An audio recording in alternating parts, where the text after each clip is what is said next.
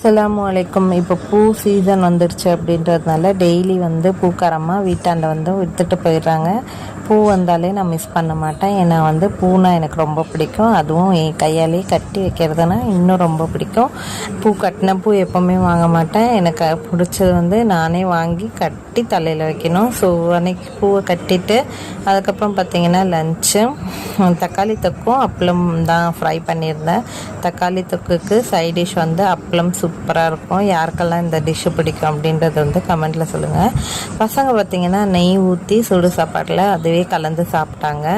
ஏன்னா அவங்களுக்கு அது பிடிக்காது. ஸோ நானும் இவர் மட்டும்தான் சாப்பிட்டு அதுக்கப்புறம் பார்த்திங்கன்னா இந்த வெயில் காலத்தில் ஹீட்டும் ஆகுது கோல்டும் ஆகுது. ஸோ என் பையனுக்கு ஃபுல்லாக கோல்டானதுனால அவனுக்கு நான் என் வீட்லேயே வளர்த்த ஓம இலையை பிச்சு கழுவி அதை நல்லா அதுலேருந்து சாறு எடுத்து அவனுக்கு ஊற்றிவிட்டேன். ஸோ இந்த வீடியோ பிடிச்சிருந்தா லைக் பண்ணுங்கள்.